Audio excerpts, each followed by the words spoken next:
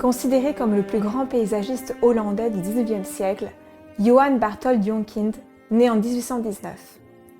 Après un apprentissage aux côtés d'Andreas Schelfhout, Jonkind se fait remarquer par le peintre français Eugène Isabey, alors en voyage aux Pays-Bas, qui l'invite à venir travailler dans son atelier parisien. En 1845, grâce à une bourse du prince, Jonkind quitte sa Hollande natale et s'installe à Paris.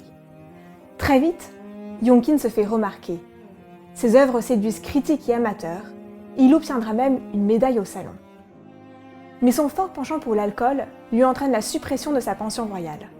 Il tombe dans la misère et la dépression, ce qui le conduit à retourner aux Pays-Bas 10 ans après son arrivée en France. À partir des années 1860, grâce au soutien financier de ses amis peintres, Jonkind revient sur Paris et fait la rencontre de celle qui changera sa vie, Joséphine Vasseur. Joséphine conduit Jonkind dans la Nièvre, un endroit qu'elle connaît bien puisqu'elle y séjourne chaque été.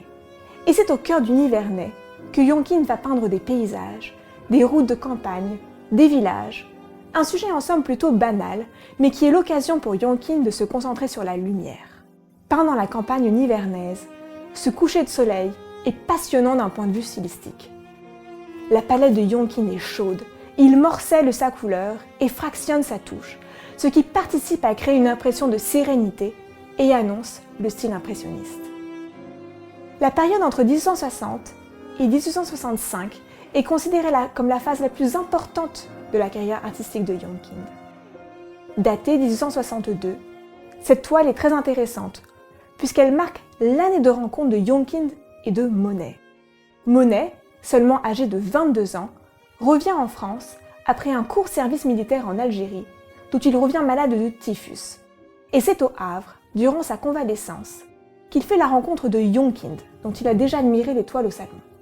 Cette rencontre marquera fortement le jeune peintre français, puisqu'il considéra Jonkind comme son véritable maître, maîtrisant parfaitement l'équilibre entre couleur, texture et lumière.